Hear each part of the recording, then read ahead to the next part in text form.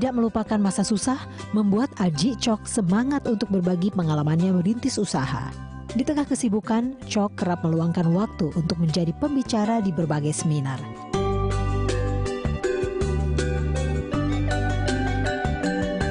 Padahal bagi Chok, sebenarnya tidaklah mudah tampil di depan umum dan berbicara tentang kesuksesannya.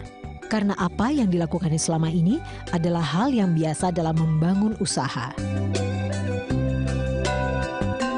Namun Chok menikmati saja kesibukannya itu menjadi pembicara dan berbagi kepada orang lain.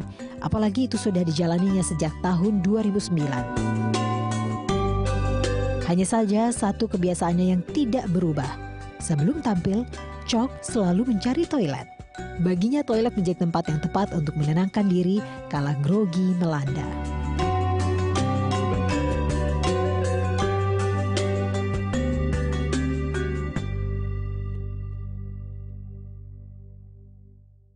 Sejak dibukanya Krishna pusat oleh-oleh Bali yang pertama, terus kurang dari setahun sudah dibuka yang kedua, berarti kan setiap tahun perkembangannya itu membaik ya, semakin besar, semakin berkembang gitu.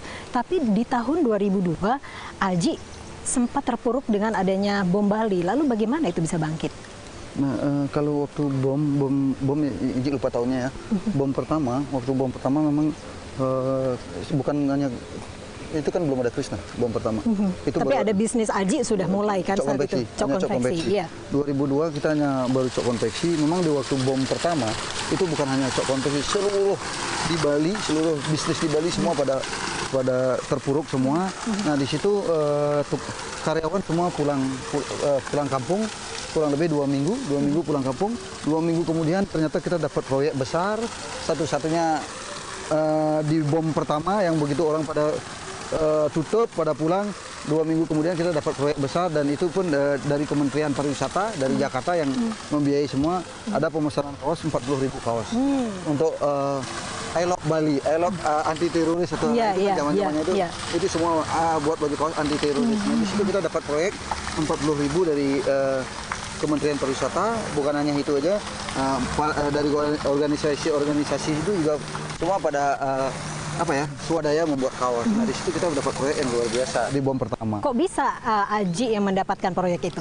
Nah itu saya juga nggak tahu ya. Nah kebetulan kan konveksi di Bali ada 2. Nah, yang besar. Nah lagi momennya aja lagi pas. Ya Ji, selama menjalankan bisnis dari tahun 94 hingga sekarang, ada tidak satu pengalaman yang mungkin terberat, terpahit yang sempat memukul Aji secara pribadi, secara mental bisnisnya nih? Kalau Ji sendiri ya, dari tahun 94 sampai sekarang 2016 dan bahkan mau menginjak 2017 ya. Kalau Ji pribadi ya, pahitnya waktu masa kecil, waktu sama susahnya dengan pahitnya begitu dari tahun 94 ke 2016, rasanya nggak terlalu berat menurut Ji ya. Karena pahitnya Ji di tahun 94 ke bawah itu jauh lebih pahit dan untuk makan aja susah. Artinya pahit-pahitnya di tahun 94 sampai sekarang itu susah-susahnya masih bisa bernapas, masih bisa ketawa lah. Kalau tahun 94 ke bawah, jangankan ketawa, itu berat sekali. Makanya susah gitu ya? Susah ya. Karena hidupnya udah susah dulu. Nah, waktu 94, begitu ada rintangan, begitu ada godaan, rasanya semua terempas begitu. Ji, kita sambil duduk ya Ji ya, sambil ngeliat nih tamannya asri banget nih.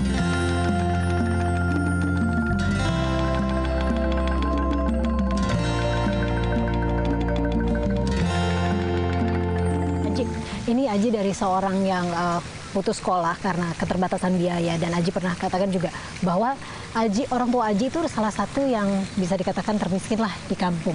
Sekarang Aji menjadi sukses seperti ini. Itu apa yang membuat Aji begitu termotivasi selain memang ingin menunjukkan kepada orang tua? Satu ya, karena begitu waktu kita putus sekolah, itu memang ada rasa kecewa dengan orang tua, kecewa dengan orang. Begitu meninggalkan kampung halaman pun itu kan karena kecewa dengan orang tua. Artinya kabur itu ada satu, kecewa dengan orang tua. Iya. Kedua, kenapa sih hidup saya itu miskin sekali di kampung? Tanah aja nggak punya, yang lain miskin-miskinnya masih punya tanah gitu. Kok saya kok miskin? Jangankan tanah, uang saku juga nggak jelas. Udahlah, mendingan saya kabur aja lah. Nah, saya punya prinsip.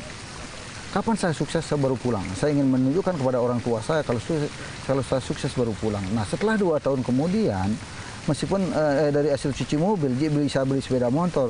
Meskipun baru bisa beli sepeda motor, Ji udah berani pulang ingin menunjukkan kepada orang tua, hai orang tua, tanpa bapak loh saya bisa beli sepeda motor. Dulu jangankan sepeda motor, beli sepeda aja nggak mampu orang tua. Artinya itu sesuatu kebanggaan. Boleh dibilang sombong, boleh kita satu sombong karena bangga. Saya bisa mandiri kok, saya tanpa bantuan dari orang tua saya bisa seperti ini. Itu dulu. Tapi kalau sekarang setelah saya berhasil, saya malah sedih. Aduh, kenapa saya harus begitu dengan orang tua saya dulu? Saya merasa berdosa. Nah, itu kalau tidak dididik oleh orang tua seperti itu, kalau mungkin waktu itu dilanjutkan sekolah, mungkin saya nggak jadi apa-apa, gitu ya. Nah, mungkin itulah di balik putus sekolah itu, di balik kecewa dengan orang tua, semua itu kebalikannya malah memberikan yang terbaik buat anaknya. Gitu. Ada satu motivasi di dalam diri Aji yang sehingga Aji sekarang selain juga berbisnis, membangun usaha, juga sering diundang sebagai motivator ya Ji ya. Iya. Itu biasanya apa yang Aji katakan sebagai seorang motivator dalam seminar saat sharing dengan banyak orang? Kalau sendiri sih nggak pernah berpikir waktu itu akan jadi sering diundang atau apa. Malahan awal-awal kita diundang kita jarang jarang mau karena nggak ngerti juga kan.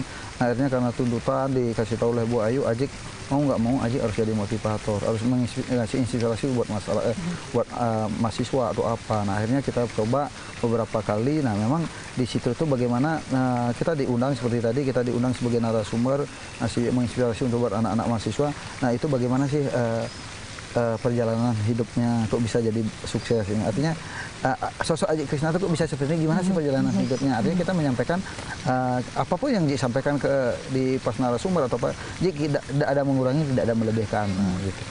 Ya. Nah itu biasanya yang sering ditanyakan oleh para peserta seminar, khususnya anak-anak ya.